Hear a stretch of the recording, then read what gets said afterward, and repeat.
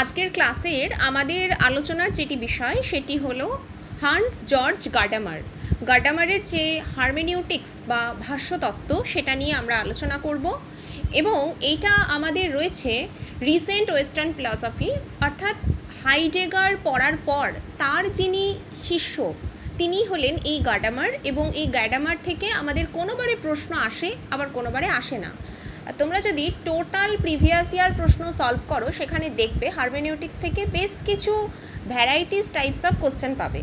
তার মধ্যে গ্যাডামার থেকে এবং হাইডেগার থেকে তো প্রশ্ন এসেইছে, এছাড়া আরও যারা রয়েছেন স্লায়ারমেকার, ডিলথে, এনাদের যে বক্তব্য রয়েছে এটা টোটালটা আমি একদিন সামারাইজ করে পড়িয়ে দেবো, মানে পরীক্ষার আগেই পড়িয়ে দেবো, যাতে এই প্রশ্ন থেকে যদি কিছু এসে থাকে মানে এই টপিক থেকে তোমাদের যাতে করতে সুবিধা হয়। ঠিক আছে, আর এর আগের যে ক্লাসটা সেটা হাইডেগারের ওপর হয়েছিল, আশা করছি তোমরা সেটা বুঝতে পেরেছো হাইডেগার কীভাবে ভাষ্যতত্ত্বকে ব্যাখ্যা করছেন বা ইন্টারপ্রিট করার চেষ্টা করেছেন। তো দেখো, মার্টিন হাইডেগারের পরে আমরা এমন এক দার্শনিকের কথা আলোচনা করতে চলেছি যার অবদান হারমেনয়েটিক্স বা ব্যাখ্যাশাস্ত্রের ক্ষেত্রে অপরিসীম। এনার নাম হলো হান্স জর্জ গাডামার। ইনি ছিলেন একজন জার্মান চিন্তাবিদ। 1900 সালে তিনি জন্মগ্রহণ করেন এবং শতাধিক বর্ষ জীবিত থেকে 2002 সালে পরলোক গমন করেছেন। হারমেনিউটিক্সের যে সংক্ষিপ্ত ইতিহাস পূর্বে আলোচিত হয়েছে তা থেকে বোঝা যায় এই ব্যাখ্যা বা ভাষ্যশাস্ত্র যথেষ্ট প্রাচীন। ভারতবর্ষ সহ নানা দেশেই এই ধরনের আলোচনা বহু প্রাচীন কাল থেকেই হয়ে আসছে। যেমন আমরা ভারতীয় দর্শনে কোনো একটা সূত্র পড়ি, যেমন ধরো মহর্ষি কপিলের সাংখ্যসূত্র, ঠিক আছে, তো সেই সাংখ্যসূত্রের ওপর যারা ভাষ্য রচনা করেছেন তাদের ভাষ্য আমরা পড়েছি। এবার আমাদের তো সূত্রটা পড়ার কথা নয়, আমরা তো সেই সংস্কৃত শ্লোকটা বা সূত্রটা পড়তে পারবো না। সূত্রটাকে যখন ইন্টারপ্রিট করা হচ্ছে বা সেটাকে ভাষ্য আকারে আমাদের সামনে তুলে ধরা হচ্ছে তখন কিন্তু তার অর্থ আমরা বুঝতে পারি। সুতরাং ওয়েস্টার্ন ফিলোসফিতেও কিন্তু এমন কিছু টেক্সট রয়েছে, সেটা শুধুমাত্র দর্শন চর্চার ক্ষেত্রে নয়, সেটা হতে পারে ধর্ম, হতে পারে পলিটিক্যাল আসপেক্ট, সোশ্যাল আসপেক্ট, ভাষা, ল্যাঙ্গুয়েজ, সমস্ত কিছুকে এই যে ব্যাখ্যা করার যে প্রবণতা, ঠিক আছে, ইন্টারপ্রিট করার যে প্রবণতা, এই ইন্টারপ্রিটেশনটাকেই বলা হয় হারমেনিউটিক্যাল স্টাডি। বুঝে গেল? বেশ, আচ্ছা, ভারতবর্ষ সহ নানা দেশে এই ধরনের আলোচনা বহু প্রাচীন কাল থেকেই হয়ে আসছে। এই সত্ত্বেও এটা বলতে হবে 1960 সালে জর্জ গ্যাডামার তার একটি বিখ্যাত গ্রন্থ ট্রুথ অ্যান্ড মেথড, এই গ্রন্থটিতে তিনি এই হারমেনিউটিক্স বা ব্যাখ্যাশাস্ত্র সম্পর্কে বিভিন্ন ধরনের বক্তব্য দিয়ে থাকেন এবং ব্যাখ্যাশাস্ত্রের পরিচিতি, তার সচেতনতা, ইত্যাদি, এই যে ব্যাখ্যাশাস্ত্রের ইতিহাস কী হতে পারে এটা নিয়েও কিন্তু অনেক বেশি আলোচনা হয়েছে। এই ট্রুথ অ্যান্ড মেথড গ্রন্থে গ্যাডামার হারমেনয়েটিক্সের ইতিহাস, তার তাৎপর্য এবং তার প্রয়োজনীয়তা সম্বন্ধে বিস্তারিতভাবে আলোচনা করেছেন। তাই এই সময়টিকে হারমেনিউটিক্সের নবজাগরণ বললে কিছু কম বলা হবে না। অর্থাৎ আমরা বলতে পারি এই যে অন্টোলজিক্যাল হারমেনিউটিক্সের সাথে আমরা মোটামুটি দুজনের নাম পাবো। একজন হলেন হাইডেগার, মার্টিন হাইডেগার, আরেকজন হচ্ছেন হান্স জর্জ গ্যাডামার। কেন?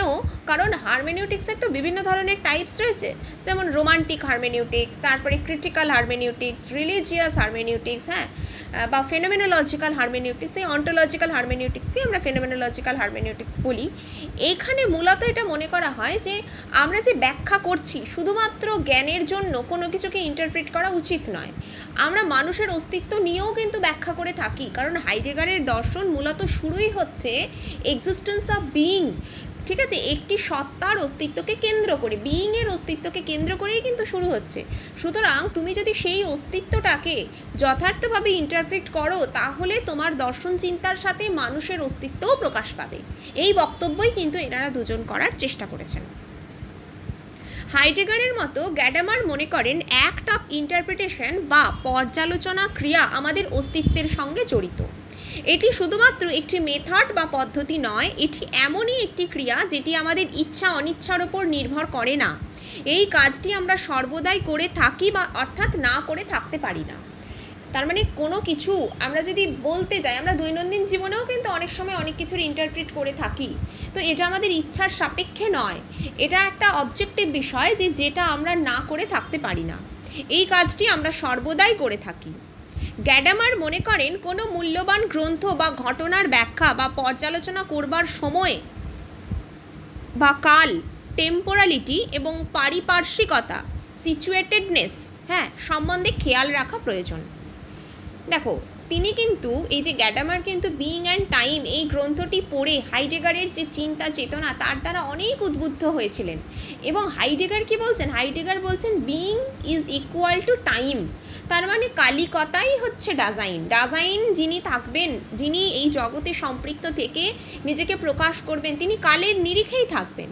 সেই জন্য আমরা যখন কোনো কিছু ব্যাখ্যা করব, according to Heidegger as well as Gadamer, তারা দুজনেই বলার চেষ্টা করছেন তার সময়, টেম্পোরালিটি এবং পারিপার্শ্বিকতা এই সম্পর্কে আমাদের সচেতন রাখার প্রয়োজনীয়তা আছে, সচেতন থাকার প্রয়োজনীয়তা আছে। স্থান, কাল ও ব্যক্তির ঊর্ধ্বে উঠে সম্পূর্ণ নৈব্যক্তিক সমীক্ষা সম্ভবপর নয়। এই যে লাইনটা বললেন, এই লাইনটা খুব গুরুত্বপূর্ণ। তোমরা হুসার্ল পড়েছো, আমি হুসার্লের যদি একটা ক্লাস রাখতে পারি খুব সংক্ষেপে, তিনি মেন টপিকগুলো নিয়ে জাস্ট কি বলেছেন হুসার্ল, এটার ওপরেও যদি রাখতে পারি তাহলে তোমাদের বুঝতে সুবিধা হবে। যেখানে তিনি বলার এটাই চেষ্টা করছেন যে দেখো, আমাদেরকে হুসার্লের ফিলোসফি বা প্রতিভাস তত্ত্বের মূল বক্তব্যই হলো এটা, ঘটনার যে সার সত্তা অর্থাৎ ঘটনার যে এসেন্স, সেই এসেন্সটিকে আমাদের সামনে তুলে ধরা।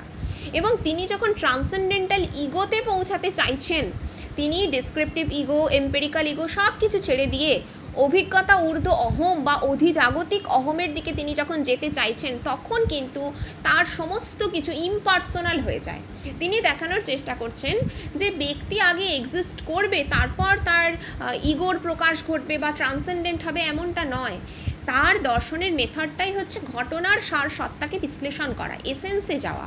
এবং তিনি কিন্তু এক্সিস্টেন্স আর এসেন্সের মধ্যে সবার আগে এসেন্সকে প্রাধান্য দিয়েছেন।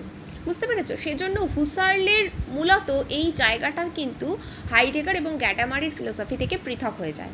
এনারা দুজনেই এটা বলার চেষ্টা করছেন, যখন কোনো কিছুকে ইন্টারপ্রিট করা হবে বা ব্যাখ্যা করা হবে। এই জন্য হুসার্লকে আমরা ফেনোমেনোলজিস্ট বললেও আমরা কিন্তু হারমেনিউটিক্স ফিলোসফার বলি না, কারণ তিনি এইভাবে কোনো ব্যাখ্যা, শাস্ত্রের ব্যাখ্যা এরকমভাবে করছেন না। ঠিক আছে? তো এটাই বারবার করে এখানে বলা হয়েছে। কোথায় গেল? এই যে নৈব্যক্তিক তথ্য বলে কোনো কিছু হয় না। প্রাকৃতিক বিজ্ঞান নৈব্যক্তিক তথ্য জানার জন্য অবজেক্টিভিটি বা বিষয় সম্পর্কে যথাযথ জ্ঞান পাওয়ার চেষ্টা করে, কিন্তু সমাজবিজ্ঞান সমূহের ক্ষেত্রে এই স্থান, কাল ও পাত্রের ভূমিকা অনস্বীকার্য।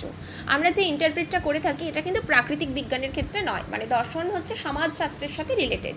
সেই জন্য বলছে এখানে অবশ্যই ব্যক্তির আবেগ অনুভূতি থাকবে। একটি ডাজাইন সে যদি জগতের সাপেক্ষে তাকে ব্যাখ্যা করা হয়, তার যদি জগতের মধ্যে থেকে সে নিজের প্রকাশ ঘটাতে পারে, তাহলে তাকে অবশ্যই বুঝতে হবে যে সে শুধুমাত্র কয়েকটা যন্ত্রের সমষ্টি নয়, তার মধ্যে আবেগ অনুভূতি রয়েছে এবং সেই আবেগ অনুভূতির চিরন্তন বিকাশ ঘটে চলেছে।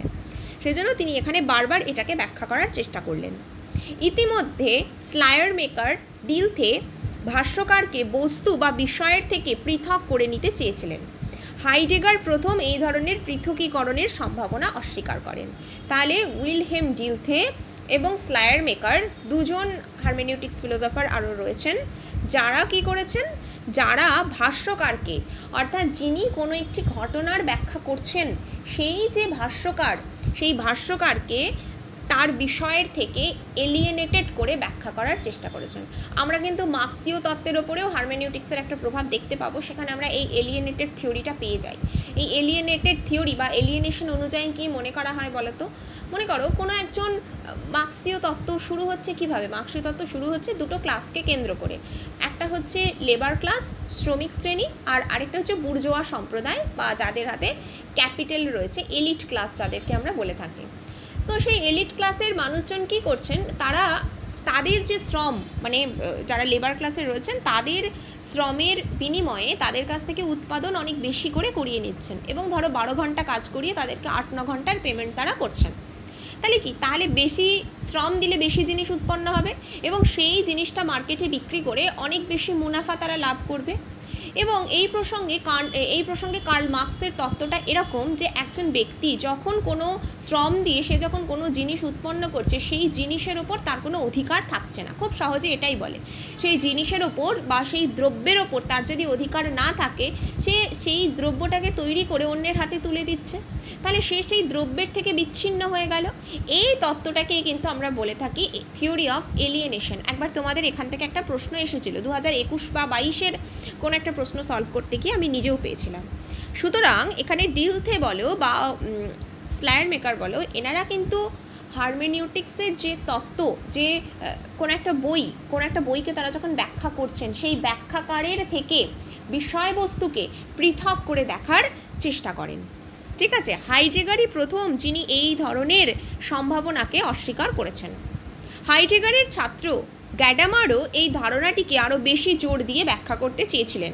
তার মতে সম্পূর্ণ নৈবেক্তিক ব্যাখ্যা বা শর্তবিহীন ভাষ্য কখনোই সম্ভব নয়।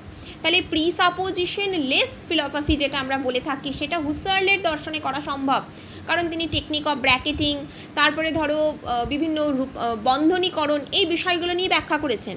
কিন্তু হাইডেগার কিন্তু এটা করতে চাননি। তিনি বলছেন যে কোনো একটি বিষয় সম্পর্কে আমি ব্যাখ্যা করব, সেটা সম্পূর্ণ নৈবেক্তিক হয়ে করা যায় না। সেখানে আমাদের ল্যাঙ্গুয়েজ প্রথম থেকে আমরা যা শিখেছি সেগুলো কিন্তু আমাদের ক্রিয়াশীল হবে। এই প্রসঙ্গে গ্যাডামার বলেন, the historicity of our existence entails that prejudice, in that literal sense of the word constitute the initial directness of our whole ability to experience. Prejudice are the basis of our openness to the world. তাহলে আমরা জগতের প্রতি যে দৃষ্টিভঙ্গি রাখবো, according to Heidegger as well as Gadamer, তাদের মত অনুসরণ করে জগতের প্রতি দৃষ্টিভঙ্গি রাখার জন্য পূর্ব স্বীকৃতি বা প্রাক শর্ত বা প্রেজুডিসের প্রয়োজনীয়তা আছে। সম্পূর্ণ নৈবেক্তিক ওয়েতে আমরা জগতের প্রতি এই মুক্ত মনস্কার দৃষ্টিভঙ্গি রাখতে পারবো না বা কোনো কিছুকে ব্যাখ্যাও করতে পারবো না। বুঝতে পারলে? এখানে একটি কথা মনে রাখা প্রয়োজন, এই প্রেজুডিস শব্দটিকে তিনি কিভাবে ব্যবহার করেছেন। সাধারণত প্রেজুডিস বলতে আমরা কিছু কুসংস্কারকে বুঝি এবং কিছুটা নিন্দাসূচক অর্থে এটি ব্যবহৃত হয়। কিন্তু গ্যাডামার বলছেন প্রেজুডিস কথাটির ব্যবহার তিনি একটু অন্যভাবে করেছেন। গ্যাডামারের কাছে প্রেজুডিস হলো প্রি জাজমেন্ট, যেটি কোনো একটি বিধান অর্থাৎ জাজমেন্ট বা বাক্য ব্যবহারের প্রাক শর্ত হিসেবে থাকে। উদাহরণস্বরূপ বলা যায়, যখন কোনো একটি গ্রন্থ আমরা বোঝার চেষ্টা করি বা ব্যাখ্যা করি, তখন সেই গ্রন্থটির সাংস্কৃতিক পরিমণ্ডল, তার ভাষা, তার ব্যাকরণ প্রভৃতি সম্বন্ধে অবহিত হতে হবে এবং সেই সঙ্গে মনে রাখতে হবে ব্যাখ্যাকর্তার নিজস্ব মতামত সম্পর্কেও। এই সব কিছু প্রাকশর্ত মনে রাখলে তবেই গ্রন্থটির সফল ভাষ্য রচনা সম্ভব হতে পারে। মনে করো আমরা মহর্ষি গৌতমের যে ন্যায়সূত্র, সেই ন্যায়সূত্র পড়ছি। এবার এই ন্যায়সূত্রের ওপর তো বিভিন্ন টিকা টিপ্পণী রচনা হয়েছে, বাৎসায়ন ভাষ্য লিখেছেন। এবার গৌতম যা যা বলেছেন, যা যা সূত্রের দ্বারা ব্যাখ্যা করেছেন, বাৎসায়ন কি হুবহু সেইটা লিখতে পেরেছেন? এবার যখন বাৎসায়নের পর আমরা বিভিন্ন ধরনের টিকা পড়ছি, শ্রীমান অন্নং ভট্টের, ধরো উনি যেহেতু নব্য নৈয়ায়িক, ঠিক আছে, অন্নং ভট্টের আমি তর্ক সংগ্রহ পড়ছি বা বিশ্বনাথের ভাষা পরিচ্ছেদ পড়ছি, যাই বলি না কেন, গ্রন্থকার যেভাবে ব্যাখ্যা করেছেন, তাহলে প্রাচীন নৈয়ায়িকের সাথে নব্য নৈয়ায়িকের পার্থক্য এসে যায়। তুমি একটা সামান্য শক্তি গ্রহের দিক থেকেই দেখো না, প্রাচীন নৈয়ায়িকরা ঈশ্বরের ইচ্ছাকে শক্তি বলছেন এবং নব্য নৈয়ায়িকরা কিন্তু ঈশ্বরের ইচ্ছা, সাধারণ আপ্তব্যক্তির ইচ্ছা, সব কিছুকে শক্তির উপায় বলেছেন, মানে শক্তি বলে উল্লেখ করেছেন। এখন এই যদি ব্যাখ্যাকার যিনি ব্যাখ্যা করছেন কোনো একটা টেক্সট, সেটা যদি সেখানে তার যদি কোনো রকম কোনো প্রেজুডিস, কোনো পূর্ব বিধান না থাকে, তাহলে সেই ব্যাখ্যাটাই কিন্তু সফল হবে না। সেই জন্য গ্যাডামার বলছেন, এবং যিনি শ্রোতা তিনিও যখন সেটা বুঝছেন, তিনি হুবহু তার মতো করেই বুঝছেন তা নয়, সেখানে সেই শ্রোতারও আবেগ অনুভূতি জড়িয়ে আছে। ঠিক আছে, গ্যাডামার বলেন এই ধরনের কিছু প্রেজুডিস বা প্রাক শর্তগুলির পৃথকীকরণ কখনোই সম্ভব না। পৃথকীকরণ সম্ভব না কেন? কারণ ব্যাখ্যাকারের থেকে ব্যাখ্যেয় বিষয়, এই দুটোকে তুমি কখনো আলাদা করতে পারবে না। এগুলি তাই আমাদের অস্তিত্বের সাথে সঙ্গবদ্ধ। প্রতিটি পর্যালোচনা ক্রিয়া, ইন্টারপ্রিটেটিভ অ্যাক্ট, সৃষ্টিশীল বা পুনর্নবীকরণ, পুরাতনকে নতুন রূপে যুগোপযোগী করে তোলার একটি চেষ্টা। এই নতুন সমীক্ষা বা ভাষ্যর মধ্যে যেমন গ্রন্থ রচয়িতার মূল বক্তব্যটিকে সঠিকভাবে বোঝার চেষ্টা করা যাবে, ঠিক তেমনই ভাষ্যকারের নিজস্ব স্বাধীন চিন্তা ও মূল্যায়নও থাকবে। তাহলে যদি কোনো টেক্সটকে এইভাবে ইন্টারপ্রিট করা হয় তাহলে সেটাতে মেন কি বলতে চাওয়া হয়েছে সেটাও যেমন বলা যাবে। যেমন উইটগেনস্টাইনের ধরো ট্র্যাক্টেটাস বা পিআই বা জেটেল এই গ্রন্থটিকে, যিনি এটাকে পরবর্তীকালে তার গ্রন্থের ওপর কমেন্টেটর লিখছেন, যেমন একজন লিখেছেন স্পিকেলবার্গ। তো সেই স্পিকেলবার্গ তিনি কিভাবে লিখছেন, নতুনভাবে সেটাকেও ইন্ট্রোডিউস করছেন সেই টপিকটাকে, মানে উইটগেনস্টাইনের কোনো একটা টপিককে পুরোপুরি চেঞ্জ করে দিয়ে ইন্ট্রোডিউস করছেন না, তিনি তার মতো করে ব্যাখ্যা করেছেন। আবার দেখবে আমরা অনেক সময় পড়ি এই হিস্ট্রি অফ ওয়েস্টার্ন ফিলোসফি ব্রার্টন রাসেলের লেখা একটি গ্রন্থ, সেখানে থেলস, প্লেটো, সক্রেটিস সমস্ত যে ফিলোসফাররা যারা রয়েছেন তিনি তার মতো করে ব্যাখ্যা করছেন। রাসেল অনেক সময় দেখবে বইয়ের মধ্যে এটা লেখা থাকে ব্রার্টন রাসেল উল্লেখ করেছেন, এইভাবে লেখা থাকে, তাই না? তো আমাদেরকে অবশ্যই এটা বুঝতে হবে যে যিনি এই গ্রন্থটি লিখছেন তার নিজস্ব আবেগ অনুভূতি অবশ্যই রয়েছে। বহু ক্ষেত্রে এই দুই কাজ একসঙ্গে মিশে যায়। এখানে প্রকৃত রচয়িতার দৃষ্টিভঙ্গি এবং ভাষ্যকারের দৃষ্টিভঙ্গি একসাথে মিলিত হয়ে যায়, এটা একটা ফিউশন হয়ে যায়। কেন বলছে? কারণ প্রকৃত যিনি টেক্সটটা লিখেছেন তার টেক্সটের ওপরেই তো ভাষ্যটা লেখা হচ্ছে। এবার যিনি ভাষ্য লিখছেন তারও তো নিজস্ব একটা দৃষ্টিভঙ্গি রয়েছে, তাহলে যদি তার নিজস্ব দৃষ্টিভঙ্গি না থাকে তাহলে তো আলাদা করে আর টেক্সট লেখারই প্রয়োজনীয়তা নেই, তিনি তাকে বুঝে লিখেছেন, এইটাই কিন্তু বলা হয়েছে। আচ্ছা, এই জন্য গাডামার এই বিষয়টাকে বলেছেন ফিউশন অফ হরিজেন্স। হ্যাঁ, তবে এই ফিউশন বা মিশ্রণ শুধু যে রচয়িতা এবং ভাষ্যকারের মধ্যে পরিলক্ষিত হয় তা নয়। ফিউশন কথাটার মানে হচ্ছে সংমিশ্রণ করা। যেমন অনেকে পেন্টিং করে, ফিউশন করে কোনো একটি পেন্ট তারা করার চেষ্টা করে। দেখবে প্রাচ্য আর পাশ্চাত্য দর্শনকে নিয়ে যখন রিসার্চ হয়, যে কোনো একটা টপিক ধরে, ধরো ট্রুথ থিওরি ধরে রিসার্চ করা হচ্ছে প্রাচ্যের এবং পাশ্চাত্যের, তো এই দুয়ের মধ্যে মেলবন্ধন যে ঘটানো সেটাও কিন্তু একটা ফিউশনের মধ্যেই পড়ে। এই সংমিশ্রণ হয় অতীতের সঙ্গে বর্তমানের। কোনো প্রাচীন গ্রন্থকে যখন আমরা নতুন করে যুগোপযোগী করে বোঝার চেষ্টা করতে চাই তখন ইতিহাস ও ঐতিহ্যের সঙ্গে বর্তমান ও আধুনিকতার সংযোগও স্থাপিত হয়। মানে তুমি একদম অতীতকে ছেড়ে দিয়ে বর্তমানকে আলাদাভাবে গড়ে তুলবে এটা নয়, অতীতের কন্টিনিউশনের সাথে বর্তমান এবং ভবিষ্যৎকে খাপ খাইয়ে নিতে হবে।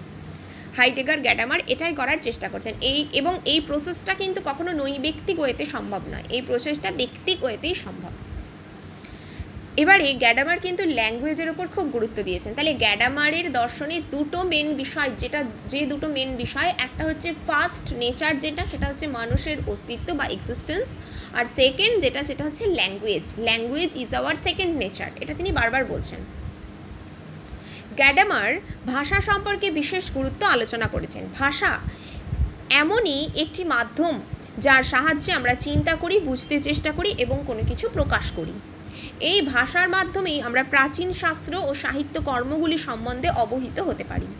ভাষার মাধ্যমে আমরা আমাদের অভিজ্ঞতাসমূহ, আমাদের মনের ভাব প্রকাশ করতে পারি। এই ভাষাই প্রাচীনের সঙ্গে বর্তমানের, গ্রন্থের সঙ্গে পাঠকের এবং ঘটনার সঙ্গে দর্শকের যোগসূত্র স্থাপন করে। ভাষাই হলো সমস্ত জ্ঞানের আধার। এই ভাষার মাধ্যমেই জ্ঞান সঞ্চারিত ও বিকশিত হয়। তাই একে গ্যাডামার বলেছেন reservoir of the various possibilities. Language is that which is reservoir of the various possibilities. নানা সম্ভাবনার আধার হলো এই ভাষা। ঠিক আছে, তিনি কিন্তু বলছেন এই ভাষা কোনো বিষয় নয়, বিভিন্ন পোটেন্সিয়ালিটি এই ল্যাঙ্গুয়েজের মাধ্যম দিয়ে প্রকাশ পায়। হাইডেগারের মতো গ্যাডামার ভাষার সঙ্গে অস্তিত্বের যোগ করেছেন। Being that can be understood to language বা ইজ ল্যাঙ্গুয়েজ। বিইংকে, সত্তাকে, ডাজাইনকে, বিইং মানে এখানে ডাজাইন, এই ডাজাইনকে আমরা বুঝতেও পারবো এই ল্যাঙ্গুয়েজের মধ্য দিয়ে। এটি আমাদের অস্তিত্বের সূচক। গ্যাডামারের মতে এই ভাষার সাহায্যেই আমরা গ্যাডামারের মতে আমরা এই ভাষার সাহায্যেই যে শুধু নিজের মনকে বুঝি ও নিজের মনের ভাব প্রকাশ করি তা নয়, এই ভাষার মাধ্যমে আমরা অন্যকেও বুঝি, অন্যের সঙ্গেও যোগাযোগ করার চেষ্টা করি। তাই ভাষাকে গ্যাডামার সংলাপ বা ডায়লগ বলেছেন, কারণ বক্তা ও শ্রোতার দৃষ্টিভঙ্গির যে যোগাযোগ সেটা ভাষার মাধ্যম দিয়েই সম্ভব হয়। এই কথোপকথন একাধিক ব্যক্তির মত বিনিময় ও আলোচনা সূচিত করে। এই প্রসঙ্গে তিনি বলেন, in dialogue we are really interpreting, speaking then it is interpreting itself in any form of dialogue we are building up, অর্থাৎ অন্য ব্যক্তির সাথে সুসামঞ্জস্য রক্ষা করা, তার সাথে কথোপকথন সব কিছু সম্ভব হয় এই ভাষার মাধ্যম দিয়ে, যাকে তিনি ডায়লগ বলে উল্লেখ করেছেন। এই ভাষা ও মত বিনিময়ের মধ্য দিয়ে পর্যালোচন ক্রিয়া আমাদের অস্তিত্বের অংশ হয়ে রয়েছে। তিনি বলছেন যে যদি কোনো কিছুকে ব্যাখ্যা করতে হয় তাহলে সেটা জগৎ থেকে আলাদাভাবে সরে গিয়ে করলে হবে না, মানুষের আবেগ অনুভূতিকে সাথে করে নিয়েই কিন্তু ব্যাখ্যাকার যারা রয়েছেন তারা সমস্ত টেক্সটগুলির ব্যাখ্যা করে থাকেন। গ্যাডামার আন্ডারস্ট্যান্ডিং এবং ইন্টারপ্রিটেশন, বোধশক্তি ও পর্যালোচন ক্রিয়ার মধ্যে সেরকম কোনো পার্থক্য করেননি। আন্ডারস্ট্যান্ড মানে হচ্ছে বোধশক্তি, যা বুঝবো সেটাই আমাকে ইন্টারপ্রিট করতে হবে। Interpretation is the explicit form of understanding. আমাদের বোঝাটা তখনই সম্পূর্ণ হয়, আমরা কোনো কিছু তখনই বোধগম্য করতে পারি যখন বিষয়বস্তুটি সম্বন্ধে আমাদের নিজস্ব ধারণা গড়ে ওঠে। কিন্তু গ্যাডামার বুঝতে পেরেছিলেন যে যথার্থ বোধ হতে গেলে আরও একটি আবশ্যিক, সেটি হচ্ছে ব্যবহার। তিনি বলছেন প্রপার আন্ডারস্ট্যান্ডিংয়ের জন্য ইন্টারপ্রিটেশন ছাড়াও আরও একটি বিষয় রয়েছে, সেটি হচ্ছে ব্যবহার, যাকে বলা হয়েছে প্রাক্সিস। এই প্রাক্সিস থেকে তোমাদের প্রশ্ন পড়েছিল। অ্যারিস্টটলের দর্শনে প্রাক্সিসের গুরুত্ব রয়েছে। তিনি যখন স্কিলের কথা বলছেন, আমি কিছুদিন আগেই অ্যারিস্টটলের একটা ক্লাস নিলাম, সেখানে বলেছি তিনি যখন স্কিলের কথা বলছেন সেখানে কিন্তু এই প্রাক্সিস শব্দটিকে ব্যবহার করেছেন। কোনো আইন বা নৈতিক অনুশাসনকে শুধুমাত্র জানাই যথেষ্ট নয়, সেটিকে হৃদয়ঙ্গম করতে হবে, অর্থাৎ সেটিকে রিয়েলাইজেশন করতে হবে, এবং সেটা করা তখনই সম্ভব হবে যদি সেটিকে ব্যবহার করা যায়। এই প্রসঙ্গে গ্যাডামার অ্যারিস্টটলের ফ্রানোসিস বা প্র্যাকটিক্যাল উইজডমের কথাও বলেছেন। ফ্রানোসিস হচ্ছে একটি গ্রিক টার্ম। অ্যারিস্টটলের ভার্চু এথিক্সের মধ্যে এই টার্মগুলো রয়েছে: টেকনি, থিওরিয়া, এপিস্টেমোলজি। টেকনি বা ধরো প্রাক্সিস, প্রাক্সিস কথাটার মানে হচ্ছে স্কিল, যেটা আমরা পড়লাম। ফ্রানোসিস কথাটার মানে হচ্ছে কি? ফ্রানোসিস কথাটার মানে হচ্ছে প্র্যাকটিক্যাল উইজডম, ব্যবহারিক জ্ঞান। তারপরে মনে করো থিওরিয়া, থিওরিয়া মানে হচ্ছে থিওরি। এপিস্টেমি, এপিস্টেমি কথাটার মানে হচ্ছে নলেজ। এপিস্টেমোলজিক্যাল যেটা আমরা বলে থাকি বা এপিস্টেমোলজি, সেটা এসেছে এপিস্টেমি থেকে, ঠিক আছে? তো আবার ধরো ইউডাইমোনিয়া, ইউডাইমোনিয়া বলতে তিনি ফ্লারিসিংকে বুঝিয়েছেন। ফ্লারিস করা, ফ্লারিস করা মানে হচ্ছে যেটা আমরা সেলফ রিয়েলাইজ করতে পারি, ওয়েল বিইং। এই ধরনের টার্মগুলো কিন্তু একটু খেয়াল রাখবে, এখান থেকে প্রশ্ন আসে। তিনি বলছেন সেটি তখনই সম্ভব হবে যদি সেটির প্রয়োগ করা হয় শুধুমাত্র তত্ত্বগত জ্ঞান নয়, বরং সেই তত্ত্ব যা অভিজ্ঞতার দ্বারা সমৃদ্ধ হয়েছে সেই তত্ত্বকেই কিন্তু আমাদের স্বীকার করতে হবে। কেবলমাত্র থিওরিয়া করলে হবে না, প্র্যাকটিসও করতে হবে। গাডামারের মতে বাস্তব জ্ঞান, প্র্যাকটিক্যাল উইজডমের ক্ষেত্রে বোধশক্তি অর্থাৎ আন্ডারস্ট্যান্ডিং, চিন্তা শক্তি থট প্রসেস এবং বাস্তব ব্যবহার, হ্যাঁ প্র্যাকটিক্যাবিলিটি একসঙ্গে মিশিয়ে থাকে, একসঙ্গে মিলিত থাকে। এবং এইভাবেই তিনি তার ভাষ্যতত্ত্বের মূল বৈশিষ্ট্যগুলিকে তুলে ধরলেন। হারমেনিউটিক্সে তিনি এই প্রসেসটা চালাচ্ছেন, এই প্রসেসটা চালানোর জন্য তিনি কিছু কিছু বিশেষ বক্তব্যের প্রতি আমাদের খেয়াল রাখতে বলেছেন, যে আন্ডারস্ট্যান্ডিং আর ইন্টারপ্রিটেশন এটা হচ্ছে আইডেন্টিক্যাল, এটার মধ্যে সেরকম কোনো আমরা পার্থক্য করি না, কিন্তু যা তত্ত্বগত সেটাকে ব্যবহারই করতে হবে। অর্থাৎ থিওরিয়ার সাথে প্র্যাক্সিসের তিনি একটা বক্তব্য দিলেন। তিনি অ্যারিস্টটলের প্র্যাকটিক্যাল উইজডম বা ফ্রানোসিসের ধারণার কথা বলছেন। তিনি ল্যাঙ্গুয়েজকে সেকেন্ড নেচার বলছেন। তিনি বলছেন এই ল্যাঙ্গুয়েজকে ব্যাখ্যা করার জন্যই কিন্তু ডাজাইনকে আমরা বুঝতে পারি ল্যাঙ্গুয়েজের থ্রু দিয়ে, এবং সম্পূর্ণ নৈব্যক্তিকভাবে কোনো টেক্সটের কোনো ইন্টারপ্রিটেশন করা যায় না। এর জন্য আমাদেরকে অবশ্যই ব্যক্তিক হতে হবে, ঠিক আছে? সেজন্য প্রেজুডিস লেসভাবে বা প্রিসাপোজিশন লেসভাবে কখনোই তুমি কোনো বইয়ের ব্যাখ্যা দিতে পারবে না বা কোনো টেক্সটের ব্যাখ্যা তুমি দিতে পারবে না। এই হলো গ্যাডামারের দর্শনের যে মূল বক্তব্য বা গ্যাডামারের যে ফিলসফি তার যে মূল বক্তব্য সেটা। এরপরে আরেকটা ক্লাস হবে, সেখানে আমরা ওই ডেরিডা, তারপরে এমিলিও বেট্টি, রিচার্ড রট্রি, এনাদের কি বক্তব্য রয়েছে, মানে গ্যাডামার কিভাবে ব্যাখ্যা করেছেন সেই বিষয়টা আমরা বুঝতে চেষ্টা করব। আরেকটা ক্লাস হলে তোমার এই গ্যাডামারটা কমপ্লিট হয়ে যাবে। এরপরে হারমেনিউটিক্সের বাকি যা যা রয়েছে বাকি রয়েছে সেইটুকু আমি তোমাদের একটা ক্লাসের মধ্যে সামারাইজ করে দিয়ে দেবো। আচ্ছা, এবার তোমরা আমাকে বলো আগের ক্লাস আর আজকের ক্লাসের মধ্যে যদি কোনো অসুবিধা থাকে। আমি রেকর্ডিংটা স্টপ করলাম, ঠিক আছে?